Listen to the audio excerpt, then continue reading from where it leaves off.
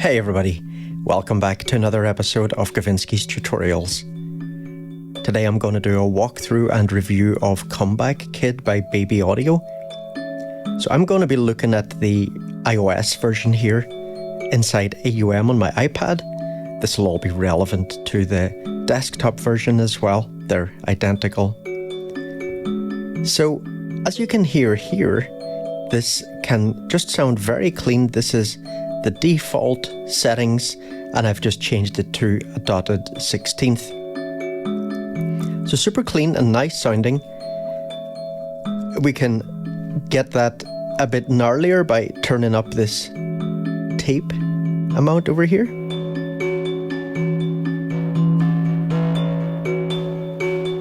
And I do really like the way that sounds.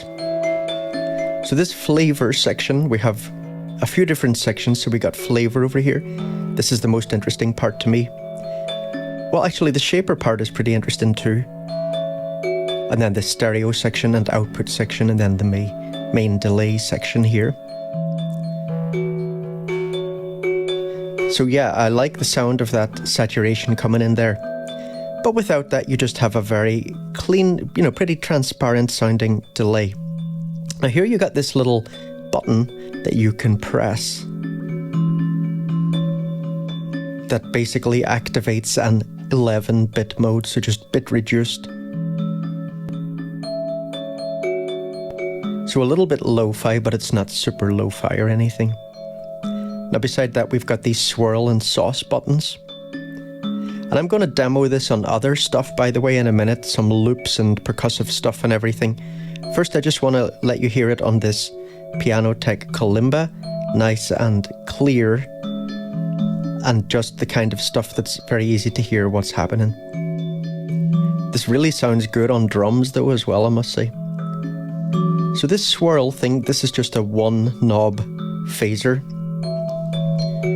So one knob, obviously that's very limited really, you don't have any control over that. You can always just add on an external phaser app for more control. Sauce here is a little pleasant sounding sort of shimmery reverb. Again, not much control there. Now the shaper section, this can be really useful. Let's switch over for a second to, let's switch over to this.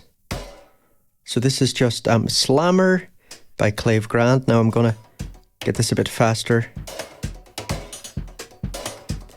And let's bring in Comeback Kid here.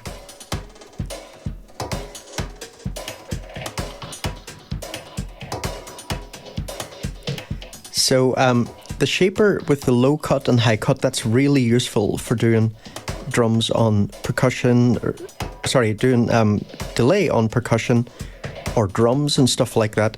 Just easily cut the low, limit your range. One thing I do wish is that, these were saved from factory presets that I liked. I don't know why this does not save globally your preference for dark or light mode. That's saved with each preset.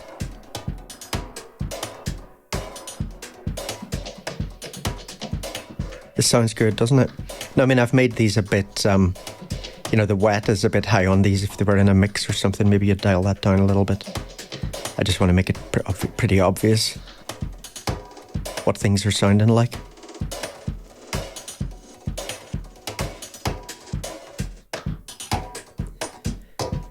So yeah, we have this little shaper here. And so you can hear there, bringing down the low. We're getting a bit too much of that kick sound in there. So something like this, really nice.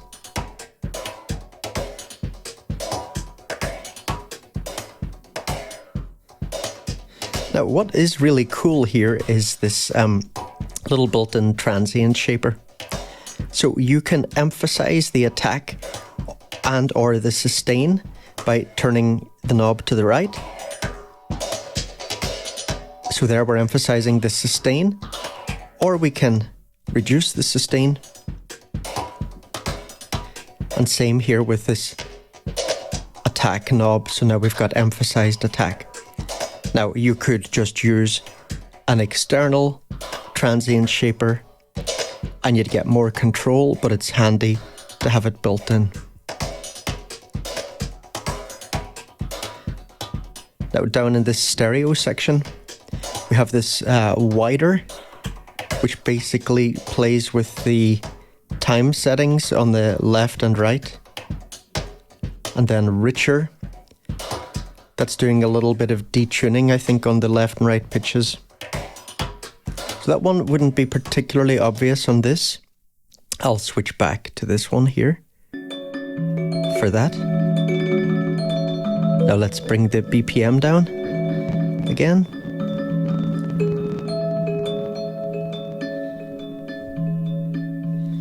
So let's hear wider. Now, by the way, if you're buying this for desktop, I have a plugin boutique affiliate link. This is currently £23 there, by the way. And that's those affiliate links are just great ways to help my channel. They don't cost you anything, and I get a little bit of commission. So a few days ago, I put up a post on my YouTube community section, just asking people if they would use that affiliate link, and I really did see a little spike in sales. So thanks a lot to anyone using those links. Some of you'll know that the Apple App Store used to have an affiliate system, and they dropped it in 2017, and that is why there are very few people making any videos on iOS music production tools, because it's extremely hard to get paid for your work in this niche. Affiliate links are so important, so I really appreciate the people who use those links. So you can hear there that richer control. Listen to that pitch, it's lovely.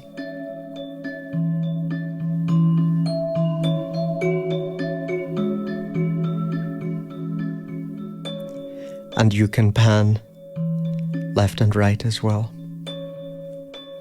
So then you also have a switch that you can turn on mono if you want. And we can turn on a ping pong effect. That sounds nice there.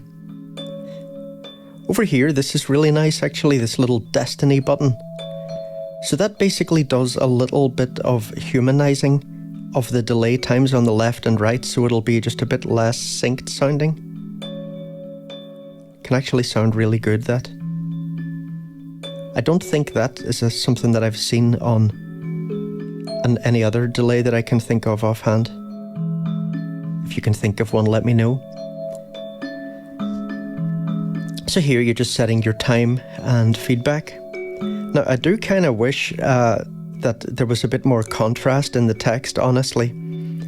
It's a bit hard to read. Most iPad users or iPhone users really want to keep their display brightness down low, right? To save your battery. I mean, when you're not plugged in and you're running a bunch of AUv3s in an app like AUM, it really does burn through your battery. So I wish that devs would sort of design with that kind of thing in mind. Now, here you just switch between straight, dotted, triplet, and free. And this free can go down to 0.01 milliseconds. And you can turn it off. Now, you can also just turn the whole delay section off by double tapping here.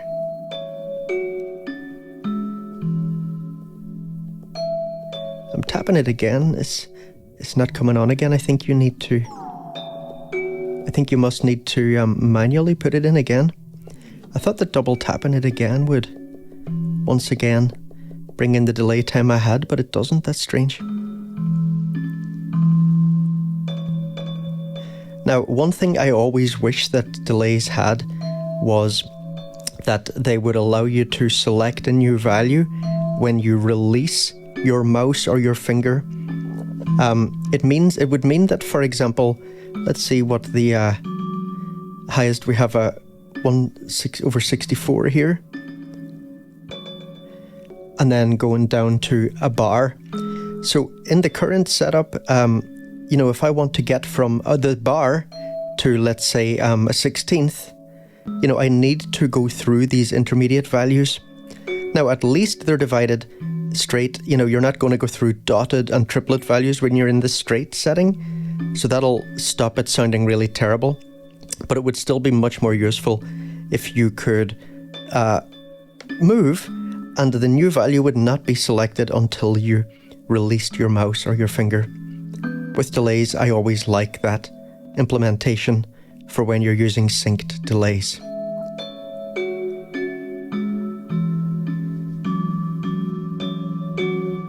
So there's our feedback, and obviously you're going to want to be careful with your level there. So you've got separate dry and wet. Now, another good thing that you have in this output section is Ducker. And so that will reduce the wet out when there's input coming in.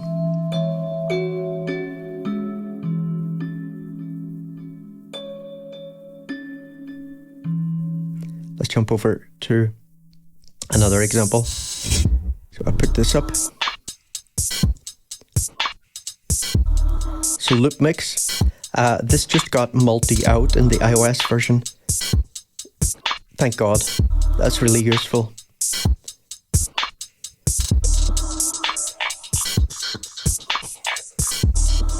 That sounds nice.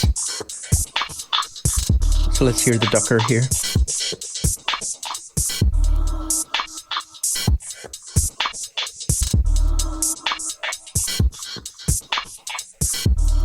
So this is super useful on percussive stuff, vocals and things like that.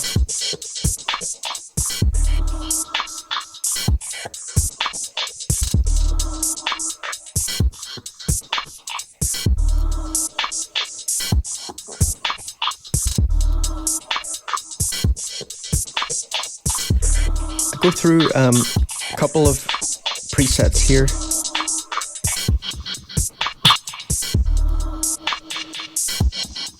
Bring that wet level down a little bit.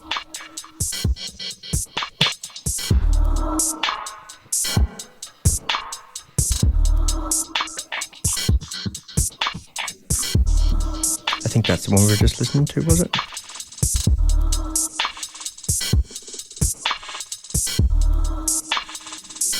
Now, unfortunately, this has the old preset browsing system.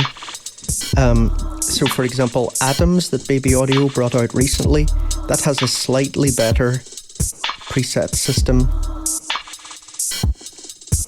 It doesn't seem like you can actually save any of your own presets in this, so you're going to have to use an external preset system, like I'm using AUM's preset system here, to just save some of the factory presets that I liked.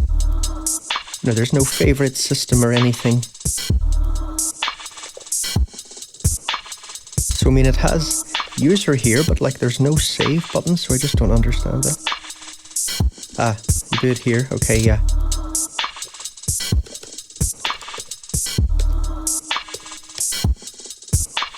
Okay, so it does have a very rudimentary internal preset system, very rudimentary. I don't think I can delete that or anything. I'm swiping on it and stuff, and there's no delete.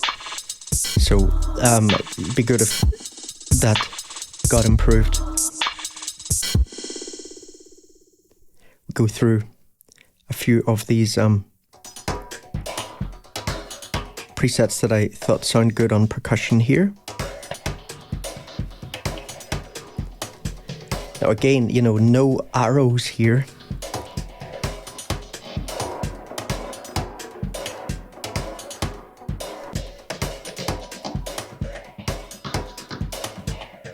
So here in the flanger there.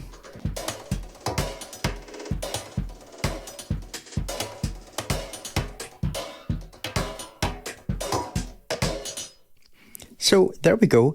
I think this is $10 at the moment on intro price. I think it's a nice little delay. It's nothing super groundbreaking or anything. but it is fairly diverse, you know, in the sound. I really like the sound of the tape saturation. The phaser sounds nice, as does the reverb, but you know, those are very limited, just one knob each. I'd probably generally prefer using an external phaser, external reverb and stuff. It's pretty handy that it has the transient shaper built in. Again, you know, you could get more flexibility by using an external transient shaper. Let's say Fred Anton Corvet's Transient, what's it called? Transient, yeah. You know, you could use something like that. You'd get a bit more flexibility. But this definitely, you know, you can just pull it out and dial in results pretty quickly with it. That's handy. The wider and richer knobs sound good. I like as well this Destiny knob and the Ducker, but again, that's pretty simple. You know, you've got no control over release time or anything like that. It's just one knob. So, you know, like all these simple plugins, you've got the strength there in that you can just do stuff super quickly, but you're limited really in how powerful it is. Anyway, an enjoyable little delay, nice clean sound, and nice saturated sound. Okay, thanks for watching everyone. I'll see you in the next video. Take care.